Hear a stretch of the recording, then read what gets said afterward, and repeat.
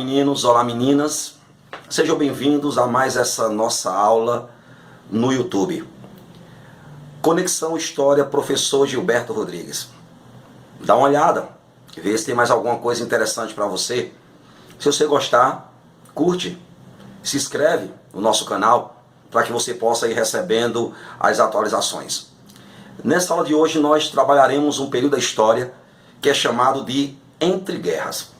O Entre Guerras é o período que vai de 1918, fim da Primeira Guerra Mundial, e se estende até 1939, início da Segunda Guerra Mundial. Nesse período nós vamos ter alguns acontecimentos muito importantes para a história. Dentre esses acontecimentos, provavelmente os dois mais importantes são eles: a crise de 1929, a chamada quebra da Bolsa de Valores de Nova York, e a ascensão ao poder dos regimes fascistas. Nessa aula de hoje, trabalharemos o chamado nazifascismo. Dê uma olhada, preste atenção nessa aula.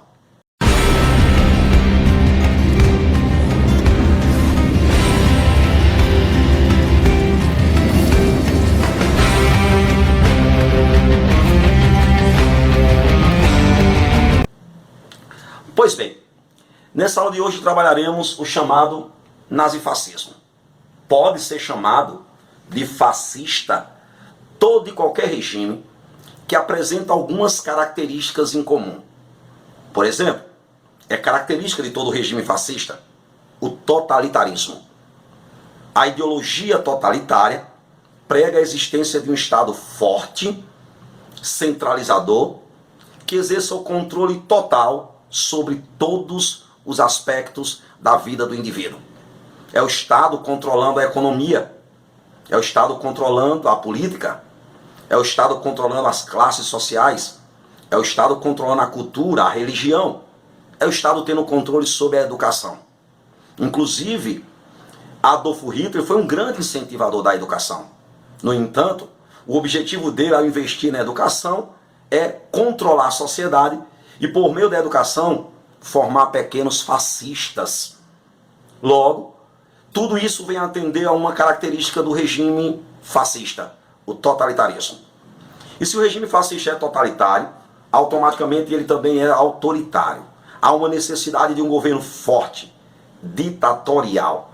Está aí a segunda e a terceira característica do regime fascista. Ele é totalitário, ele é autoritário e ele é ditatorial. Todo regime fascista também é expansionista. Ele vê no expansionismo uma alternativa para resolver os seus problemas econômicos internos. E automaticamente, se ele é expansionista, ele prega também um militarismo para poder atender essa política expansionista. No entanto, você precisa prestar um pouco mais de atenção nessa característica dos regimes fascistas, o militarismo.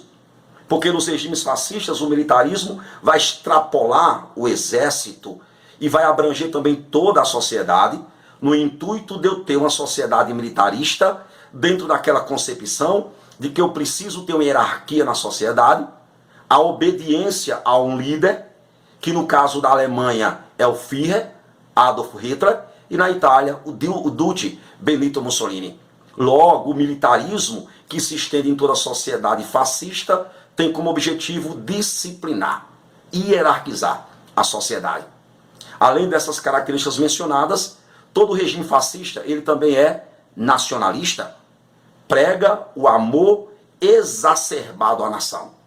O nacionalismo nos regimes fascistas ele vai além da conta e ele pode evoluir para uma outra característica, a xenofobia.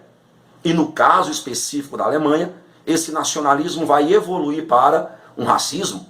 Pois é, o racismo, ou melhor, o nacionalismo alemão, ele vai evoluir para o racismo. A Alemanha era racista, é aquela ideia da superioridade da raça ariana, em que Hitler, na sua obra Mein Kampf, ele vai dizer que os alemães são os únicos arianos do continente europeu que não se miscigenaram com demais povos. Consequentemente, os germânicos da Alemanha, eles são puros. E já que eles são puros, eles são superiores. E se eles são superiores, os outros povos são inferiores. E, portanto, devem ser dominados. Logo, isso não é mais um simples nacionalismo. Isso não é apenas uma xenofobia, isso é racismo. No entanto, preste atenção, apenas na Alemanha você tem essa ideologia da superioridade ariana, logo o nacionalismo, que é característica comum a todos os regimes fascistas, na Alemanha, ele vai evoluir para um racismo. Exatamente. Beleza? Todo regime fascista, ele também é antidemocrático. Todo regime fascista também é antiliberal. Todo regime fascista também é anticomunista. Ele não é socialista, pois é, porque tem muita gente que confunde, já que o partido nazista na Alemanha, o nome dele era Partido Nacional Socialista dos Trabalhadores da Alemanha. Olha o termo, nacional-socialismo. Isso faz com que muita gente acredite que Hitler era socialista. Meus queridos, isso é um erro grotesco, isso é um erro muito grave. Quem é que financia o regime nazista na Alemanha? É a alta burguesia, são os industriais da Alemanha. Logo, o regime de Hitler não é socialista. Pelo contrário, ele é capitalista, ele defende a propriedade privada, ele é anticomunista. Olhe mais um exemplo. Quando nós vamos olhar para o regime de Mussolini lá na Itália, uma característica que marca o regime de Mussolini é o chamado corporativismo. A ideia de que a nação totalitária, como o próprio Mussolini disse, nada fora do Estado, nada acima do Estado, tudo pelo Estado. É o totalitarismo. Mas a ideia totalitária de Mussolini, ela vai evoluir um pouco mais. E Mussolini vai dizer que a nação italiana é um grande corpo. Logo, todas as classes sociais são membros desse corpo. Consequentemente, não há divergência entre as classes sociais. Não há luta de classe. Logo, Benito Mussolini vai criar corporações que vão aglutinar tanto os trabalhadores quanto os patrões, acabando com todos os sindicatos. Preste atenção nisso. Olha que interessante. Com isso, Benito Mussolini ele nega a luta de classe, assim como Hitler também fez na Alemanha. E se você faz uma analogia, uma comparação com o que pregou Karl Marx, lá no marxismo, o que Karl Marx diz? Que a história da sociedade, ou a história da humanidade, é contada pela história das lutas de classes. E vem agora os regimes fascistas e negam esta ideia de Karl Marx da luta de classe. Então, como é que você pode afirmar que os regimes fascistas eram socialistas por conta de uma sigla criada por Adolf Hitler, vazia de ideologia, porque ele chama o seu partido de nacional-socialista, não quer dizer que necessariamente ele era socialista. Isso é apenas uma pegadinha para atrair determinados setores da sociedade. Beleza? Então são essas características dos regimes fascistas. Eles são totalitários, eles são expansionistas, eles são militaristas, eles são antidemocráticos, eles são ditatoriais, eles são antiliberais, eles são anticomunistas, eles são nacionalistas. E no caso da Alemanha, eles são racistas, ele é racista, e no caso da Itália, é corporativista. E aí quando você vai estudar os regimes fascistas, você vai verificar que todo e qualquer regime que apresenta essas características pode ser chamado de fascismo. No entanto, quando você analisa caso a caso, você vai verificar que, a depender do país onde esse regime se desenvolve, a depender das suas peculiaridades, ele vai ganhar denominação singular. É o caso da Alemanha. O fascismo alemão, ele vai ser chamado de nazismo, porque ele surge em torno de um partido chamado Partido Nacional Socialista dos Trabalhadores da Alemanha, que depois foi chamado apenas de nacionalsocialismo. E o nacionalsocialismo foi abreviado para nazi.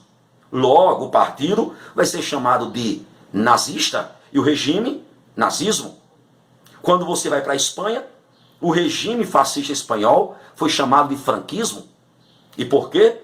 Porque o regime surge em torno de um partido político chamado Falange, liderado pelo general do exército chamado Francisco Franco, daí o nome do fascismo espanhol, franquismo. Logo, presta atenção na tua prova. como é que o termo fascismo vai aparecer? Ele vai aparecer de uma forma genérica. Se isso acontecer, está falando de todo e qualquer regime totalitário de direita. Se está falando especificamente do italiano, então não está falando de forma genérica, não é de todo o regime fascista. Até porque o regime italiano vai ficar conhecido apenas como fascismo. Até porque ele foi o primeiro a ser criado. Quem cria o regime fascista na Itália é Benito Mussolini. E ele cria o regime em torno do seu partido, que ele cria em 1919, e ele adota como símbolo do partido, esse objeto aqui, o fácio. Se você dá uma observada aqui, esse objeto aqui ele tem uma machadinha de metal, no cabo da machadinha está amarrado um feixe de varas. Isso aqui tinha uma grande simbologia no Império Romano. É um símbolo de origem etrusca, usado no Império Romano, e era associado a poder, a autoridade. O feixe de varas associado à união do povo em torno do exército, do poder, o que fortaleceu o Império. Quando Benito Mussolini cria o seu partido, em 1919, ele vai usar como símbolo do partido o fácio. Consequentemente, o seu partido vai ser chamado de fascista e o regime, fascismo. E todos os outros regimes que vieram posteriormente, inspirado no de Mussolini, vai ser chamado também de fascismo. Beleza? Pois bem, quando você observa as características desse regime, você observa que não há muita coisa de atrativo. Então você se pergunta como é que uma ideologia absurda como essa, antidemocrática, ditatorial, ela pode chegar ao poder. Depende da circunstância, depende do contexto histórico. Para que você entenda a chegada desses regimes ao poder, você vai ter que olhar o momento histórico que eles conseguem chegar ao poder. Você vai ter que olhar para o contexto histórico. E qual o momento que esse regime chega ao poder? É no chamado entre guerras. E esse momento pós Primeira Guerra Mundial é um momento marcado por uma grave crise econômica. A Primeira Guerra Mundial destruiu a Europa e provocou uma grave crise econômica no continente europeu. E essa grave crise econômica vai provocar movimentos sociais, vai provocar crise social, desemprego, manifestações, movimentos grevistas. E esses movimentos sociais fortalecem os movimentos sindicais, criticam o capitalismo, e se critica o capitalismo, fortalece aquelas ideologias, aquelas doutrinas que são contrárias ao capitalismo. O socialismo, o comunismo e o anarquismo. Logo, a crise econômica, ao provocar movimentos sociais, termina fortalecendo a esquerda na Europa.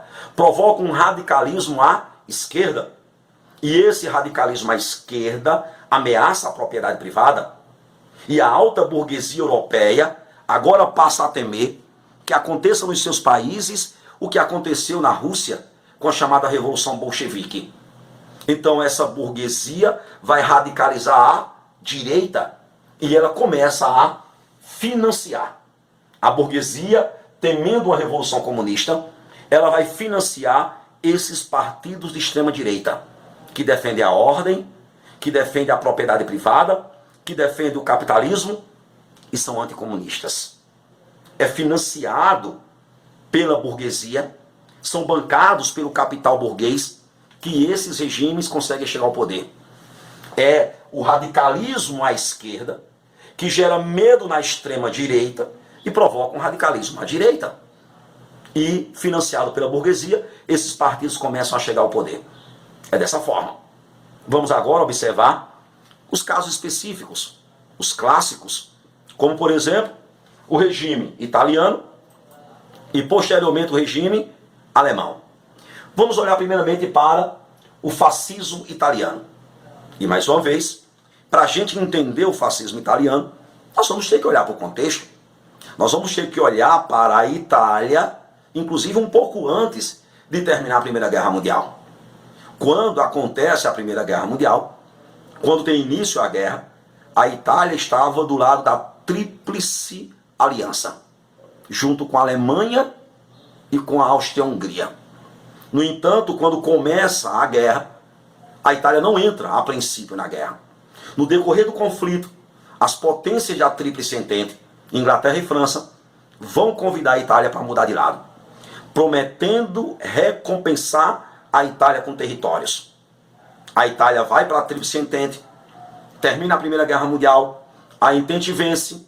No entanto, a Itália não tem as compensações que ela imaginava. A Itália foi destruída pela guerra, a Itália foi devastada pela guerra, mas ela não obteve as compensações que ela considerava suficientes para se reconstruir. Logo, a Itália vai sair da Primeira Guerra Mundial destruída. Os historiadores dizem que a Itália era um perdedor do lado dos vencedores. Apesar dela estar do lado da Tríplice Entente vencedora, a Itália foi perdedora. Logo, a Primeira Guerra Mundial provoca na Itália uma crise econômica. Não apenas uma crise econômica. A Itália sai da guerra se sentindo traída pela Inglaterra e pela França. Isso gera na Itália um sentimento de revanche. E isso fortalece os movimentos sociais. E isso fortalece a esquerda. É esse crescimento da esquerda na Itália que vai propiciar, em 1919, o surgimento do Partido Fascista por Benito Mussolini, que não apenas cria o Partido Fascista, cria também um grupo paramilitar, os chamados Camisas Negras. Um grupo paramilitar que andavam fardados de preto, daí o nome Camisas Negras, que vão promover expedições punitivas contra os movimentos grevistas, vão se infiltrar nos sindicatos, nas manifestações, e vão assassinar líderes sindicais, e vão assassinar comunistas. A burguesia vê nesse grupo paramilitar uma alternativa para combater os movimentos sociais. E é financiado pela burguesia, que nas eleições de 1921, os fascistas conseguem algo em torno de 60% do parlamento italiano. Irão conseguir eleger a maioria no parlamento, com apoio da burguesia, com apoio da classe média italiana, com maioria no parlamento, com simpatizantes dentro da própria Casa Real.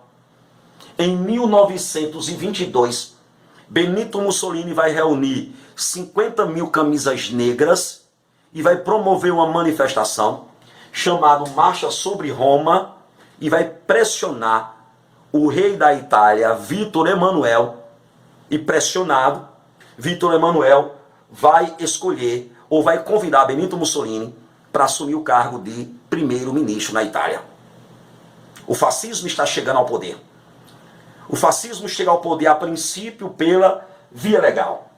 Depois de se estabelecer no poder, depois de Mussolini conseguir se tornar primeiro-ministro da Itália, ele vai criar mecanismos para ganhar popularidade e, consequentemente, implantar um regime ditatorial.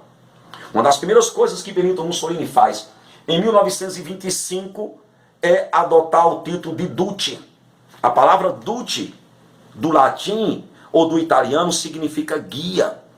Benito Mussolini se coloca na posição de guia de toda a sociedade italiana. Nasce aí o chamado culto à personalidade, o endeusamento do líder, a ideia de que o líder é o guia e sempre sabe o melhor caminho para o povo. Benito Mussolini, como Duce, não presta mais satisfação ao parlamento italiano, ele está abaixo apenas do rei da Itália, enquanto ele não morrer. Ok?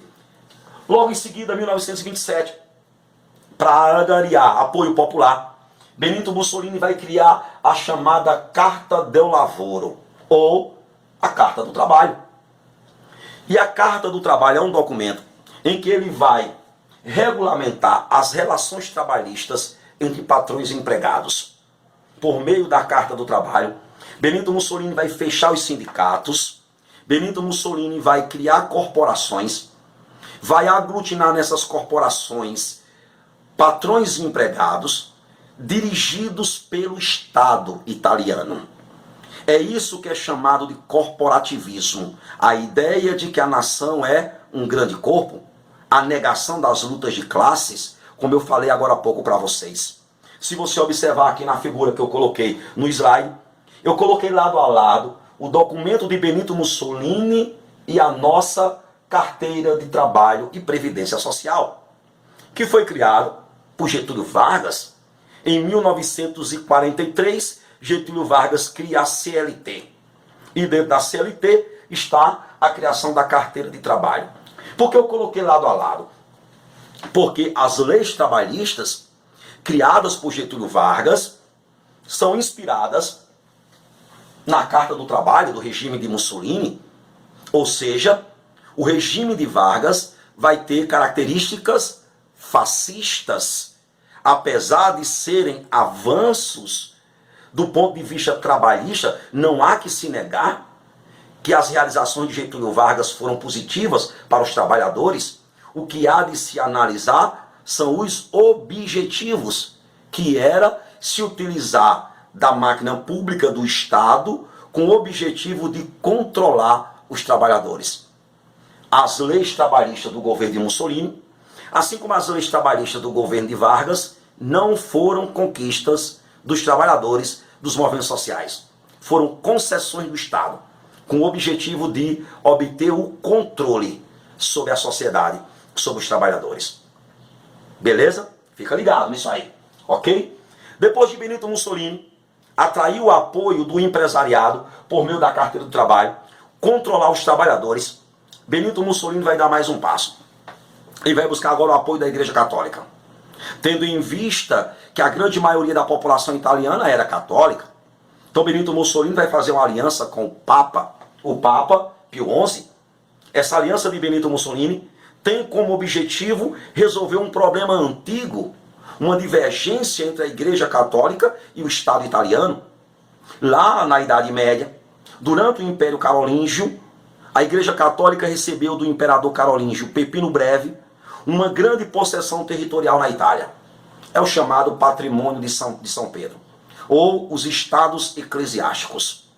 Em 1871, quando está ocorrendo a unificação da Itália, a Igreja perde esses territórios e a Igreja vai se opor ao Estado italiano. Nasce aí uma divergência entre o Estado italiano e a Igreja Católica. Essa divergência é chamada de questão romana. E a Igreja Católica não reconhecia, não legitimava o Estado italiano. Agora Benito Mussolini, tentando resolver essa querela, essa pendência, ele vai fazer um acordo com o Papa Pio XI. Esse acordo é chamado Tratado de Latrão. E pelo Tratado de Latrão, Benito Mussolini vai indenizar a Igreja Católica pelos territórios que ela perdeu em 1871, na unificação da Itália. Benito Mussolini vai reconhecer o catolicismo como religião do Estado italiano. E mais, Benito Mussolini vai conceder autonomia para o Estado do Vaticano. É aí que nasce o Vaticano como um Estado independente. E como o Vaticano é uma monarquia, quer dizer que o Papa é um monarca e ao mesmo tempo é a maior liderança religiosa do cristianismo. Então o Estado Vaticano é uma monarquia teocrática. Beleza? Depois que Benito Mussolini tem o apoio dos principais segmentos da sociedade, exatamente no mesmo ano que Benito Mussolini celebra o tratado com a Igreja Católica, em 1929, é em 1929 que também vai ocorrer a maior crise do capitalismo de toda a história. A quebra da Bolsa de Valores de Nova York. A crise começa nos Estados Unidos e ela vai ganhar proporções globais, gigantescas. E vai se tornar uma crise mundial. E a Itália não vai passar ilesa. Para tentar reagir a essa crise econômica, Benito Mussolini vai colocar em prática uma política militarista. E associado a essa política militarista, ele vai colocar em prática uma política expansionista. Na tentativa de conquistar territórios, fornecedores de matéria-prima, de mercado consumidor, e então sair da crise econômica que assolava a Itália.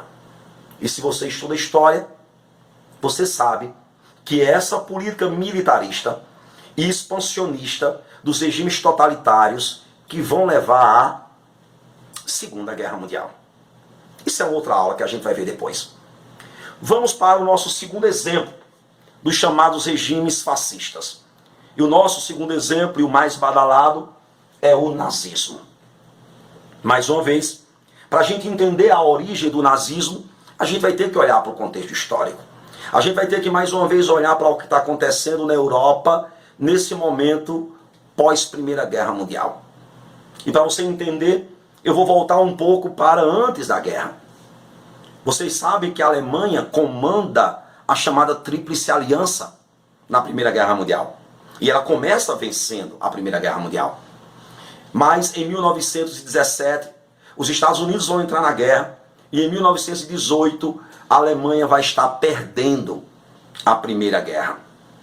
E essa derrota, ou essa perda da Alemanha na Primeira Guerra Mundial, logo a partir de 1918, vai provocar já uma crise econômica na Alemanha. E essa crise econômica vai fortalecer um movimento comunista na Alemanha, a chamada Liga Espartaquista, que vai dar origem ao Partido Comunista na Alemanha. Essa Liga Espartaquista, liderada por essa comunista chamada Rosa Luxemburgo, que foi amiga pessoal de Lenin, que conheceu Lenin quando esteve aqui na Alemanha. É ela que vai liderar um movimento chamado Revolução Espartaquista e tenta tomar o poder na Alemanha.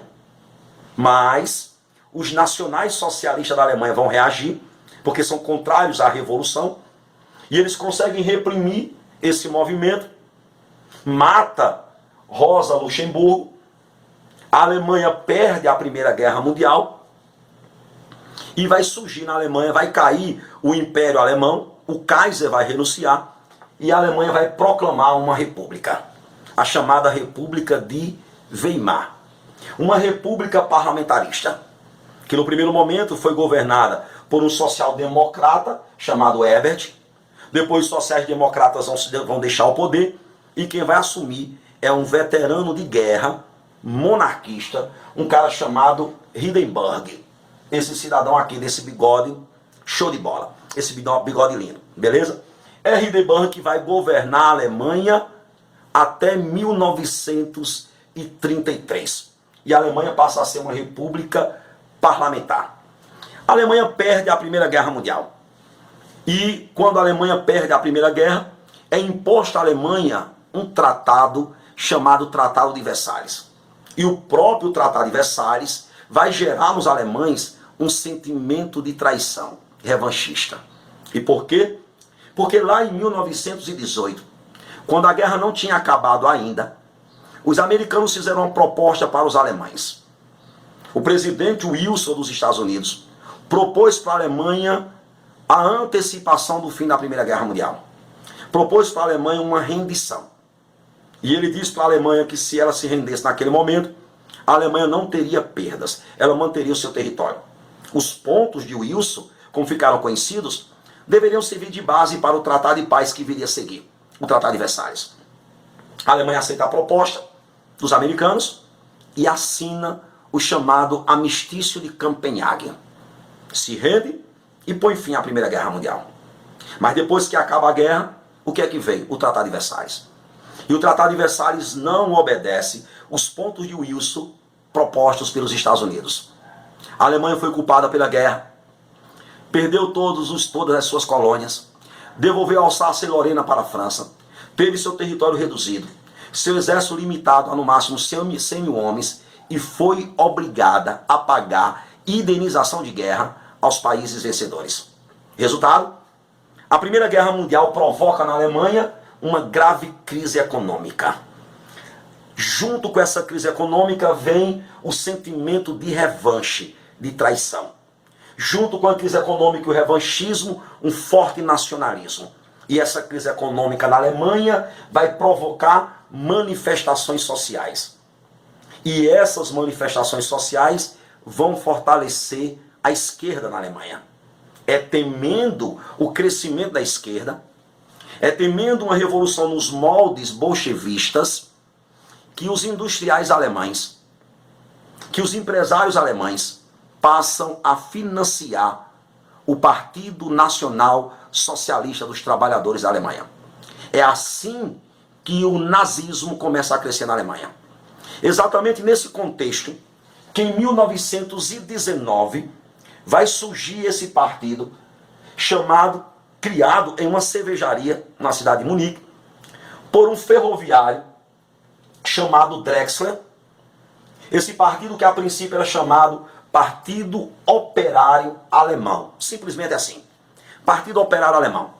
No entanto, Adolfo Hitler vai chegar a esse partido, o ex-cabo do exército alemão, agora após a Primeira Guerra Mundial, desempregado, vai ser enviado pelo exército alemão para esse partido, para bisbilhotar, para fiscalizar, para observar do que se tratava aquela agremiação.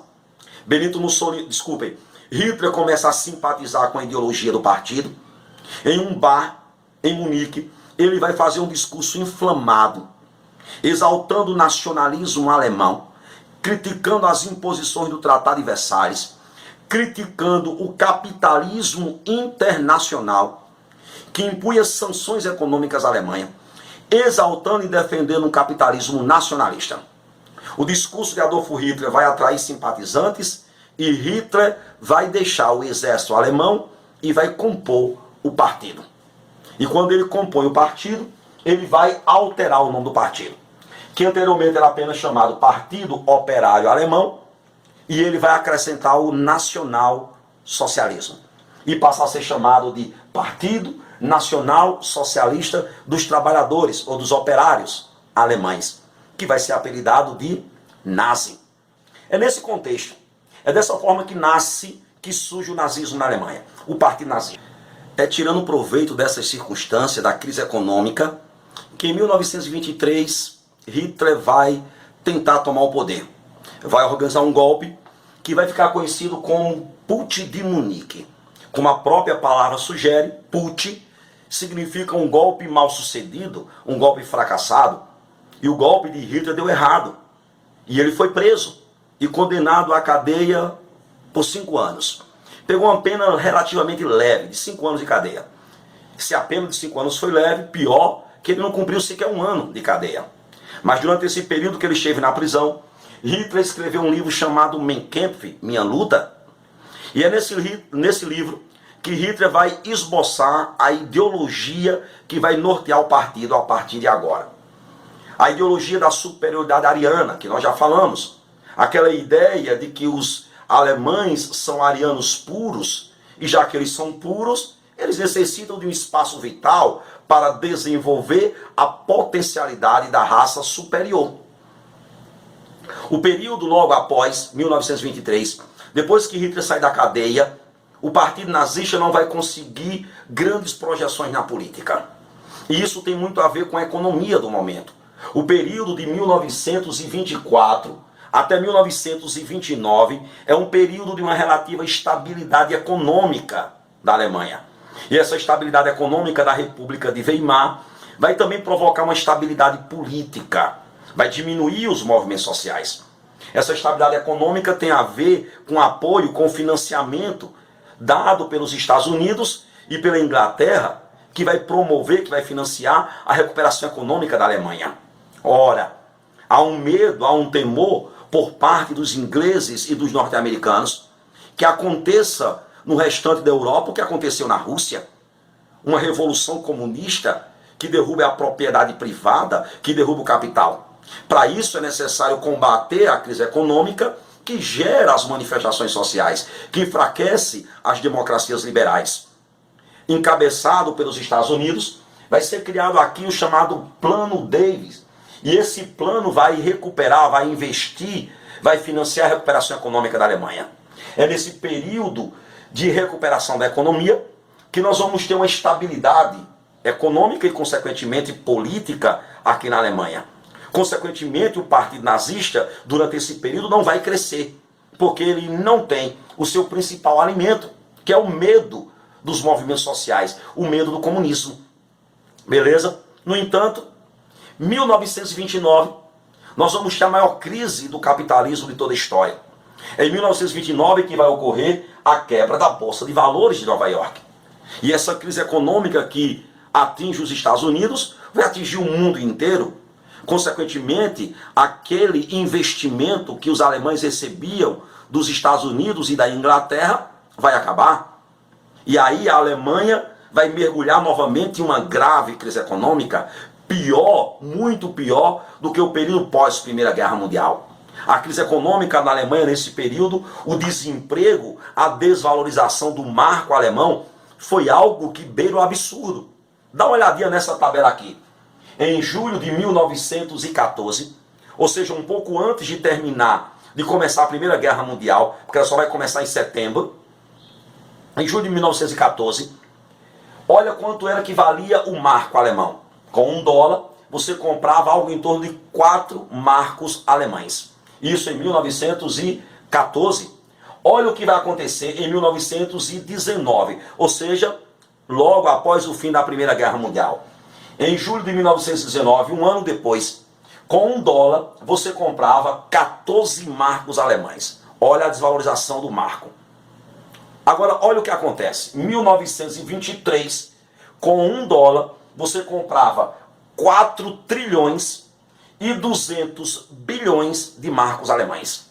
Então a crise alemã ainda vai piorar mais ainda com a quebra da Bolsa de Valores de Nova York. É em meio a essa grave crise econômica que nós vamos ter novamente o fortalecimento dos movimentos sociais na Alemanha. O desemprego fortalece os movimentos grevistas. As democracias ou o liberalismo alemão se mostra incapaz de resolver a crise.